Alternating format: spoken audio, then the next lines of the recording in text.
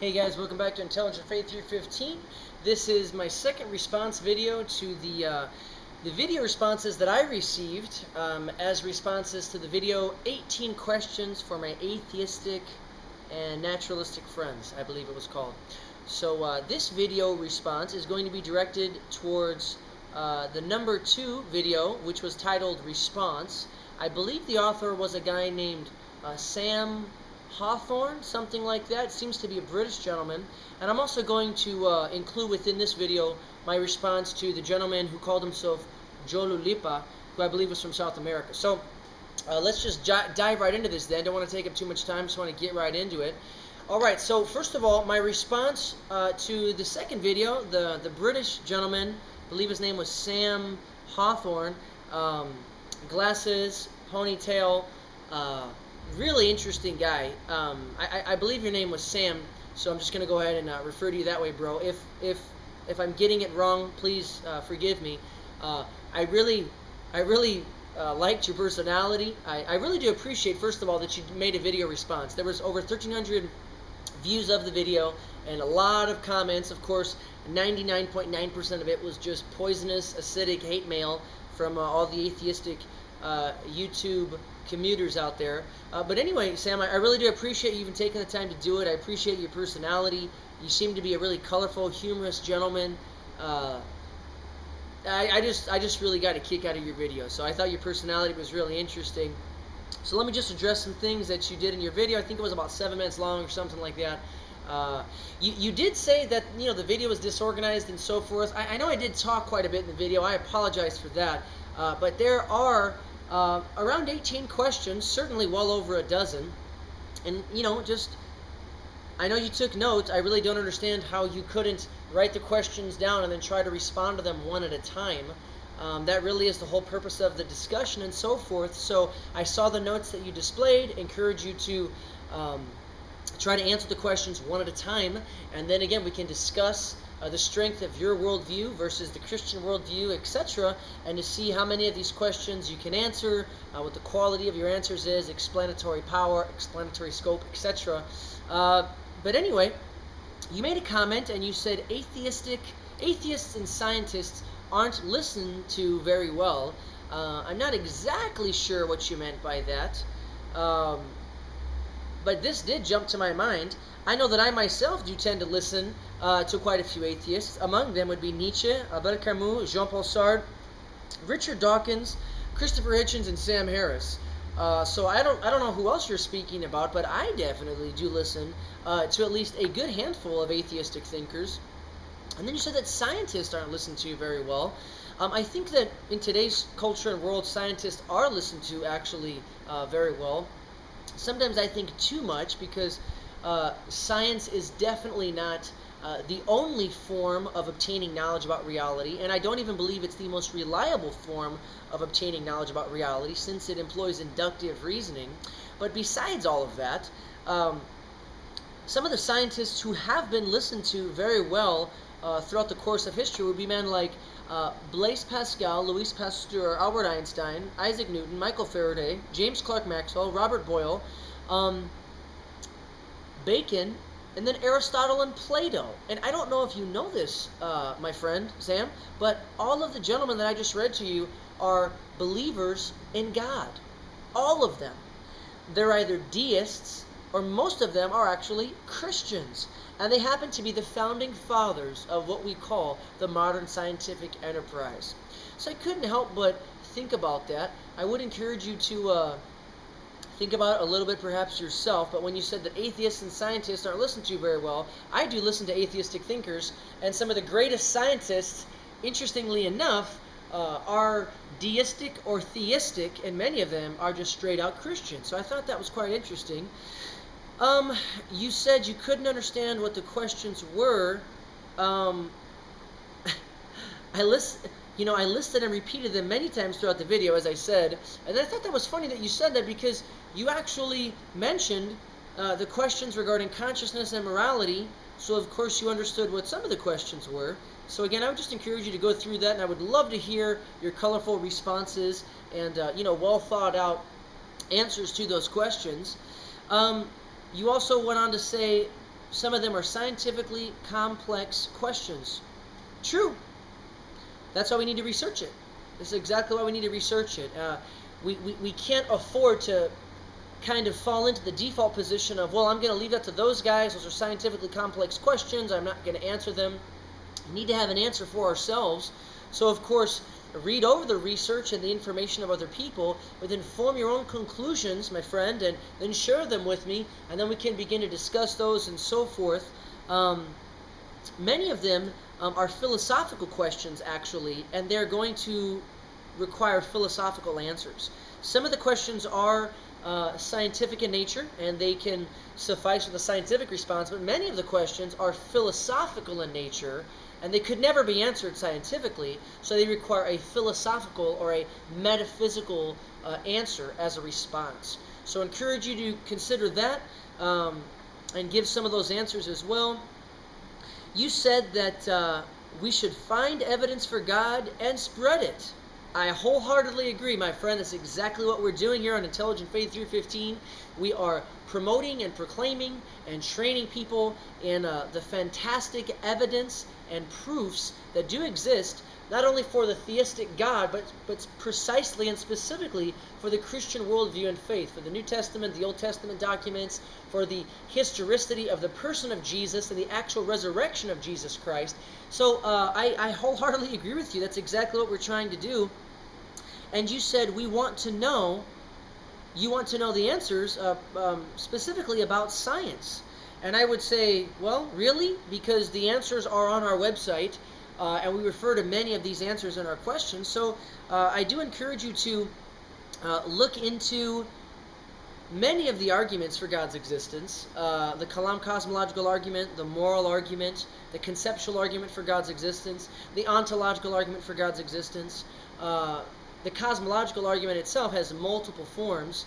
The design argument for God's existence is tremendously overflowing with scientific evidence and material. So if you are really interested in scientific information, etc., and interested in evidence for God and it being proclaimed, again, I would encourage you to do a serious investigation, Sam, of the design argument, the Kalam cosmological argument, and then even some other more abstract but very compelling ones like the ontological argument, the conceptual argument, and even the historical facts surrounding the person and the resurrection of this man, Jesus of Nazareth.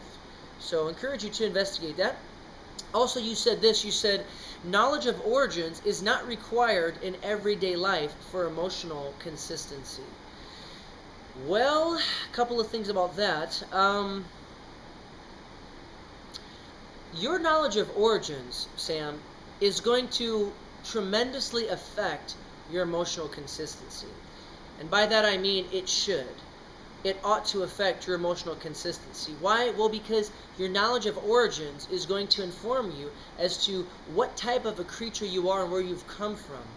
On the atheistic, naturalistic, materialistic worldview, if you tell a teenager, for example, they're simply molecules, cosmic soup, or they came from nothingness, etc., just molecules in motion, and your origin is from a prebiotic cosmic soup, and it all just came magically out of nothingness with no cause whatsoever, that will not do positive things for emotional stability, as a matter of fact. If we tell kids that they are animals, molecules in motion, why are we surprised when they behave like animals and massacre and kill each other, etc.? If we tell kids that there are no objective morality, there is no objective morality, there are no objective moral values, why are we surprised when they act it out and live it out? If we give them a worldview that's full of despair and hopelessness and absurdity, why are we shocked and chagrined when they live it out in everyday life? So I would highly disagree, Sam, that the knowledge of origins, it is required in everyday life for emotional consistency. At least if you're a consistent thinking person, it is required. Of course, if you're going to believe one thing but then live a totally different way, well, then that's kind of intellectual hypocrisy or intellectual schizophrenia, and that's a whole nother animal in and of itself. But if a person's going to be consistent with their worldview, your knowledge of origins, which is a fundamental part of your worldview, will definitely affect your emotional consistency. And of course, you don't have to believe me in saying that. You could investigate historical people like Friedrich Nietzsche, Albert Camus, Jean-Paul Sartre, and look at how the emotional consistency of their lives, which they didn't have a lot of emotional consistency or strength, how it was directly tied into their knowledge or their belief of origins. So, encourage you to think about that. Another question that has to be asked in regards to knowledge of origins is in regard to our purpose. Is the purpose of life emotional happiness? This is kind of an emotional pragmatism, it would appear to me. So, I know that you are valuing here emotional consistency and so forth, but in one sense, you have to ask yourself the question, why value that? Is that the purpose of life? Is it personal happiness? I know that a lot of people would seem to think that that would be the case. I personally would disagree. I think that personal happiness is great. I think that it's a wonderful thing, but it's certainly not the purpose of life. Something that definitely falls within one of the central purposes of existence would be a knowledge and a quest and an arrival of the truth, regardless of whether it provides you with emotional consistency or not. That seems to be completely separated and divorced from the truth value of an idea. It doesn't really matter how it makes me feel emotionally. That has absolutely no bearing upon the truth value of a statement or a belief system or of a worldview. So it really is ultimately irrelevant how it makes me feel emotionally. It is about the truth content and the truth value of the belief system. So, and then finally, I think the last thing you said was that my worldview definition was wrong. I just don't know what else to say, but I just wholeheartedly disagree with you. A worldview, which comes from, I believe it's the German thinker Ledermann, and the phrase that he coined in German, I speak German, I lived there for 3 years, is Weltanschauung, and it has to do with your perspective of the world, your perspective of reality. It really just is the intellectual framework through which you view and interpret all the different elements of reality, of the world.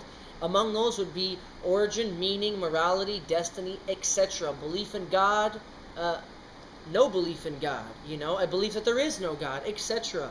So, I believe that worldview definition is accurate. Anyways, Sam, my major comment to you would be this. Please answer some of my questions. That would be my major exhortation and encouragement to you. You seem to have such a colorful personality. You seem to be a very witty, entertaining kind of a guy, but you really didn't answer, as far as I can see here, any of the questions that I provided, or the questions that I posed to you. Please answer, Sam, my British friend, if I'm correct, some of the 18 questions, hopefully all of them. And let's begin to evaluate the strength of your worldview. If you cannot answer those questions, then I would just really question the strength of your worldview. And again, I would also encourage you, friend, to examine some of the interesting and fascinating evidence that does exist for the existence of the theistic God in the form of the classical arguments for God's existence. The Kalam cosmological argument, the cosmological argument from contingency as posed by Gottfried Wilhelm Leibniz, the cosmological argument as posed by Thomas Aquinas, the moral argument, the design argument, the conceptual argument, the ontological argument, the design argument is popularized by William Paley. So many arguments for God's existence. And then, of course, the historical reliability and archaeological strength of the New Testament manuscripts, also the prophetic predictions and so forth that are spoken of in the Old Testament and actually fulfilled historically in the New, and we can verify this historically, hundreds upon hundreds of those. And then also the historical facts, Sam, surrounding this incredible world-famous individual, Jesus of Nazareth. The historical facts surrounding his life, his ministry, his death, his appearances, and then how this belief system that he began changed 1st, 2nd, 3rd, 4th, 5th century Palestine and eventually the world. Examine those facts. All of that evidence comes to bear upon this discussion of God's existence, my friend. I think it would do you good. Examine the evidence for that, for the truth of the Christian worldview, but also Before you do that, please answer some of those 18 questions, my friend. Would love to hear your response. And now, finally, I'm going to get to the third response, which was from my friend, if I pronounce this correctly, Jolulipa. This seemed to be a gentleman who was from South America, and he seemed a little bit agitated and frustrated with me. Let me take a drink real quick. I apologize for that, my friend. Let me just read over some of the notes that I made in your video response. I do appreciate you making a video response. As I said, there were over 1,300 views of the video within the first 2 weeks, and at least you were one of the 4 people, along with Michael, where can I go from here? My friend Sam, I think from Britain, yourself, and the interesting Bionic Dance girl. You guys all made 4 video responses, so I greatly appreciate that, and I give you props for making a video response. So let's just go through some of the notes here that I have for what you wrote down. You said, my questions have all been answered. So what I wrote down here was, okay, then share those answers with me. Do you know the answers? Because I really didn't hear hardly any answers to these 18 questions, my friend.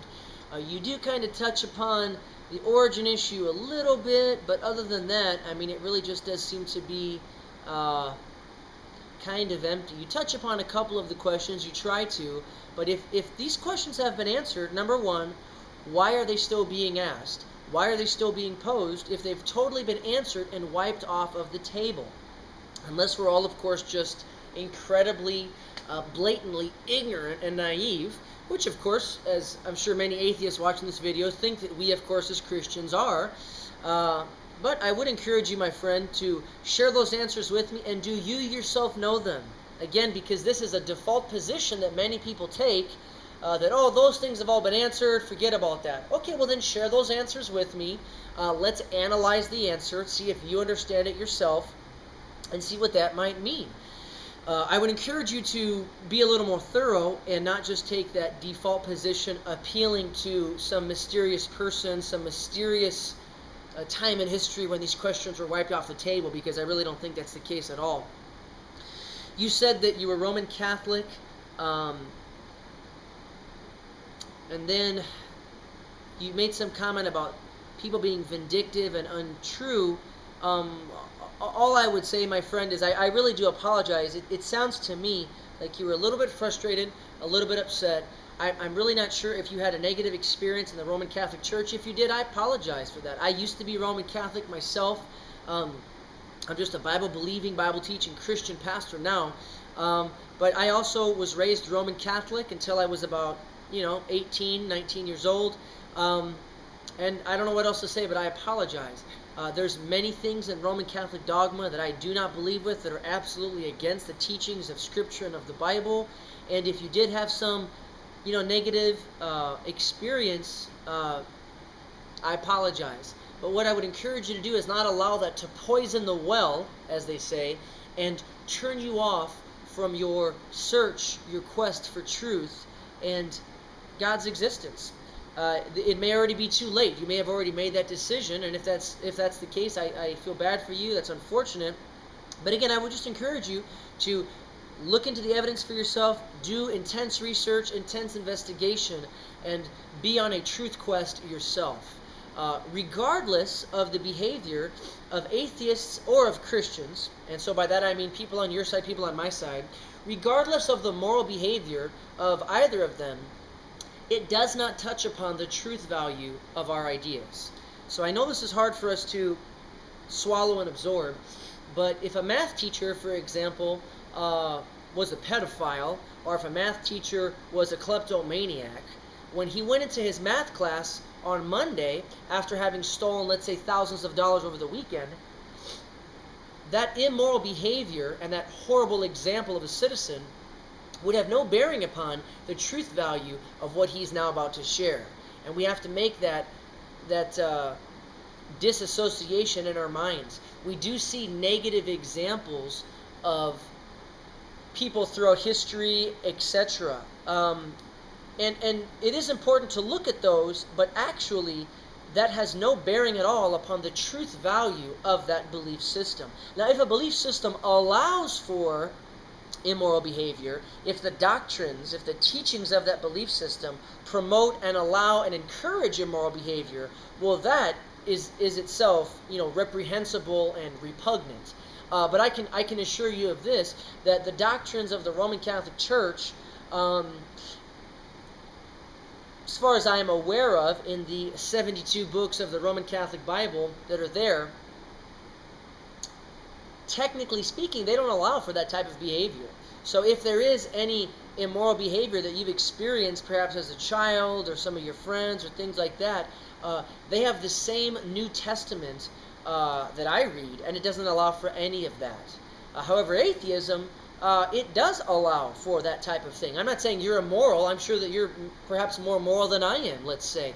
But the atheistic belief system, in and of itself, as an intellectual framework, it does allow for immoral behavior because, of course, on atheism, there is no objective moral value. There can be temporary, subjective, person-relative moral value that's invented for the moment, but you can't enforce that upon anybody else because you've admitted that they're relative and there is no ultimate standard. So on atheism, those kind of things are allowed by that belief system. So anyway, you also make a comment here that atheists understand the Bible better. I really just think that's kind of ridiculous. Maybe yes, maybe no. I mean, I personally totally disagree with that because every atheist I've ever spoken to has a very poor understanding of Christian theology, of Christian doctrine, Christian history, and of course of the Christian evidences that exist for the existence of God, the verifiability and the inspiration of the Bible, the historical facts concerning Jesus of Nazareth. But even if that were the case, if they understood the Bible better, again, that in and of itself would have nothing to do with the truth value of the beliefs of the Christian worldview. So it's really just a whole separate issue. And then you said this comment. You said, I stated that if you read the Bible, you'd convert. That's not true. I never said that at all. I don't think I've ever said that. I've always encouraged a good examination of the evidence.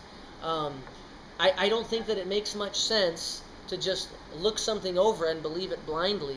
I would never say that because I myself didn't do that. I myself didn't believe the Bible upon first glance. I examined it for 2 years before committing my life to the God of Scripture, to the person of Jesus Christ.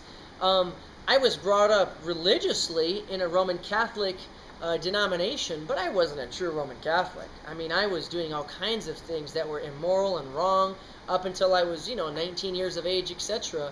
So I've never said that. I always encourage a good examination of the evidence and follow it wherever it leads. You go on to say this: the universe began by a quantum fluctuation.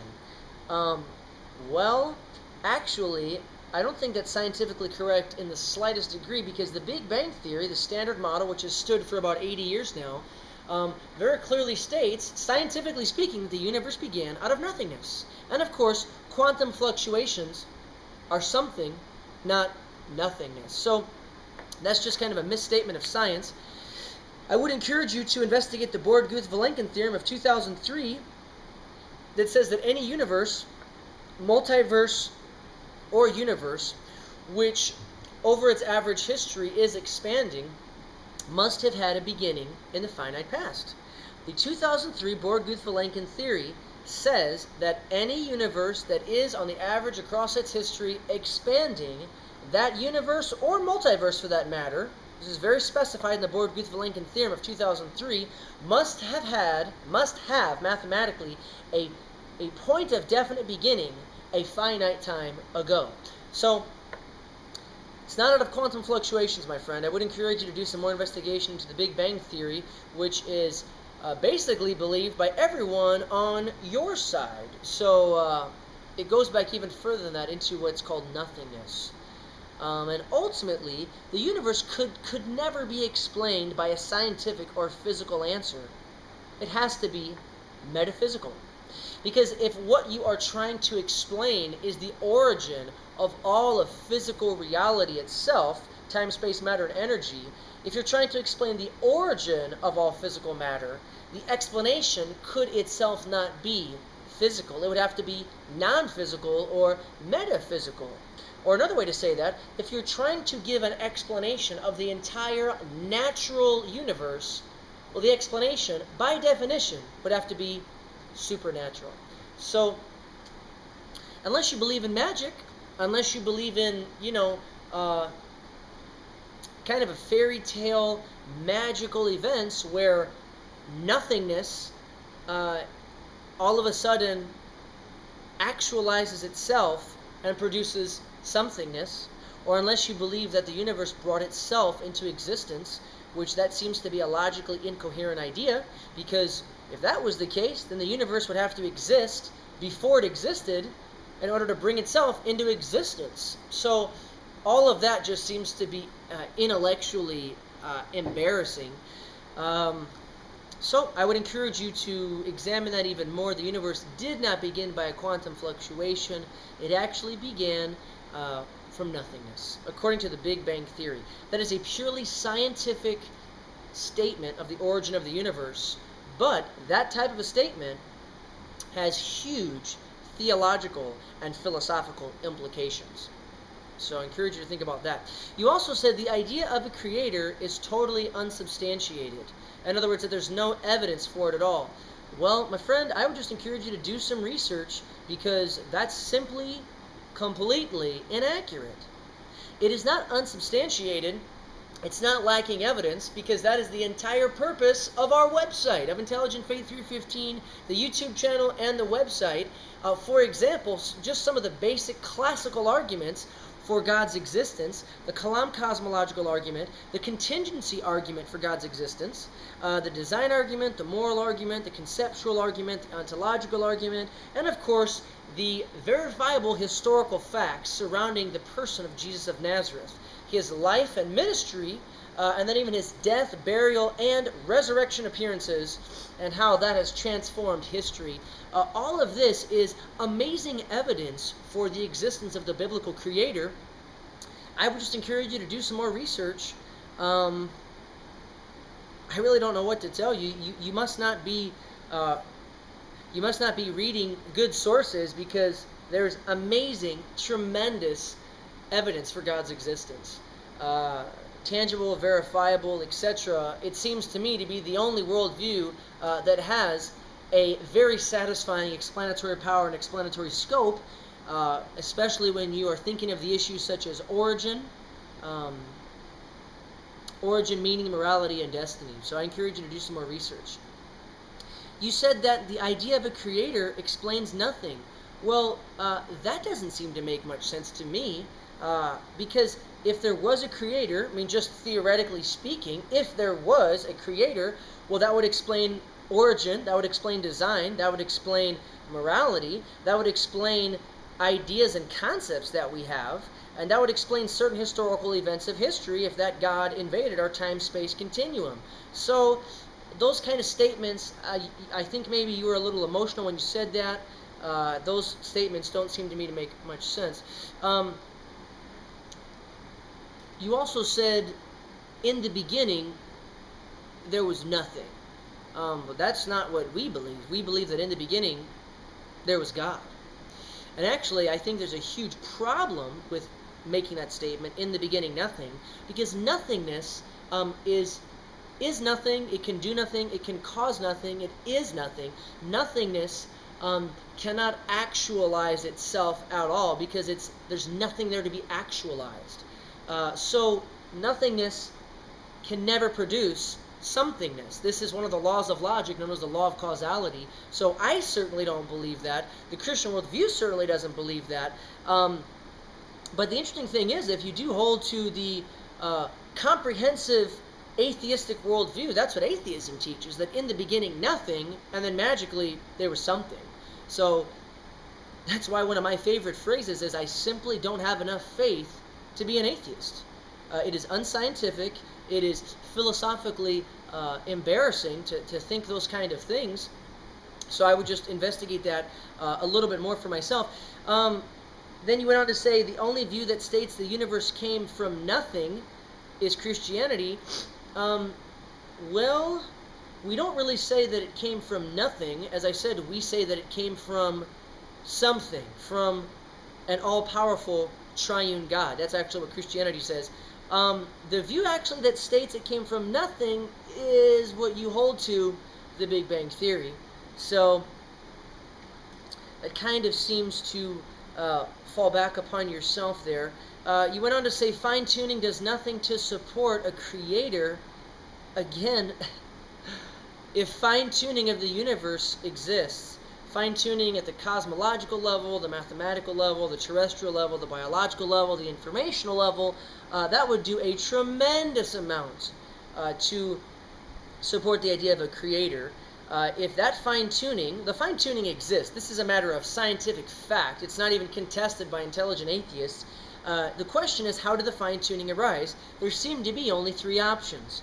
The fine-tuning of the universe either came about through necessity, through chance, or through an intelligent designer. If it didn't come about through necessity or chance, then it came about through a fine-tuner, and of course, that would do a lot to support the concept of a creator. So that kind of comment didn't make much sense to me either. You went on to say also, theism isn't supported by any mathematical model. Again, that doesn't seem to make much sense, because the Big Bang Theory, the Standard Model, is itself a mathematical model, and it is a scientific theory, but as I said, has tremendous theological implications, and the existence of a personal, immaterial, spaceless, timeless, immaterial, unimaginably powerful creator is supported by the Big Bang Theory. And again, familiarize yourself with the two premises and the one conclusion of the Kalam cosmological argument, and you'll see what I'm referring to here. There are 5 independent scientific evidences that support the existence of a incredible cause of the universe, and by analyzing that, you come to discover that that cause has many of the properties and qualities that we ascribe to the classical concept of God. So when you say that theism isn't supported by any mathematical model, that's just simply inaccurate. The Big Bang Theory does support theism, certainly, for this very reason. Many atheistic cosmologists, astrophysicists, and astronomers have given up atheism and have become deists or theists or Christians because the astronomical and mathematical evidence points in that direction.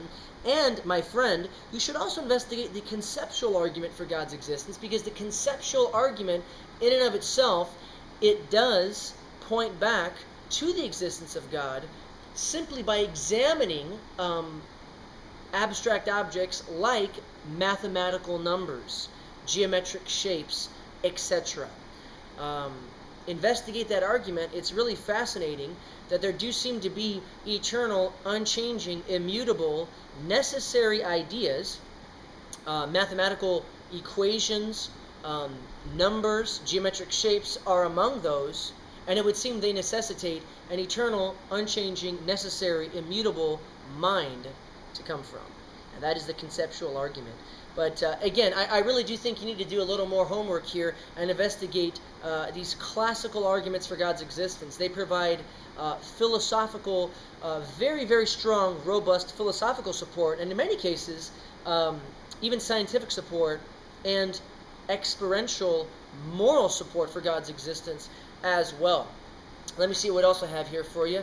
You went on to say that the only worldview that explains the development of the cause of the universe, the only worldview that explains the development of the cause of the universe, I think you were referring to Christianity with that. Actually, every worldview at least attempts to explain this.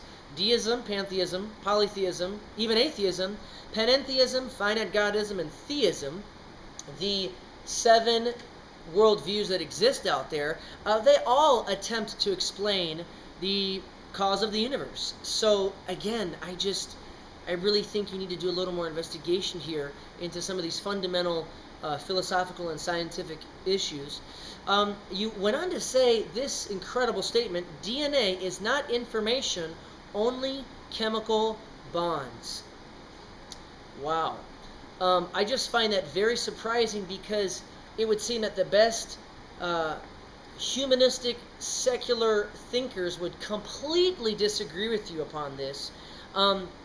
There is a reason why they call it a language, because it does actually contain information. Surely there are chemical bonds there, but those chemical bonds within that hardware structure of the DNA molecule, there are these 4 nucleotide bases, A, C, T, and G.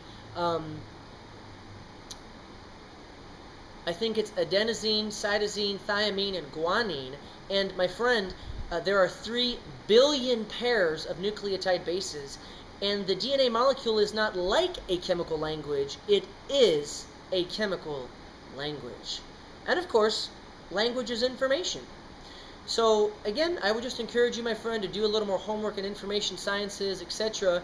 It seems that you are confusing the hardware with the software at the very least, or at the very most, you are guilty here of reductionism, a heavy reductionism, reducing information in just purely chemical bonds. So that would be like saying, as you look at a newspaper is simply chemical bonds of ink to paper, that it contains no information.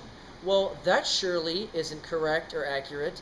Surely there are chemical bonds present on the newspaper, and those chemical bonds are what explain the ink holding to the paper. But of course, as we look at the actual substance of the ink, it's arranged in such a way to convey information to us in the form of letters, words, sentences, paragraphs, etc. And we find this to an incredible degree in the DNA molecule. It actually happens to be the holy grail of information sciences today. We could never build a computer program or information storage device with overlapping redundancy, error-correcting systems, etc. that the DNA molecule has. So, my friends, you just need to do a little more homework, again, in this area as well. That would be like saying that a floppy disk is not information, it's only plastic. Again, you'd be guilty of confusing the hardware with the software. Surely there is plastic there is chemical bonding there, but a floppy disk that has stuff stored on it, language stored on it, contains information. And the DNA molecule is the extreme example of this. You go on to say that my questions are based on ignorance and I won't answer, and that you won't answer them. Well,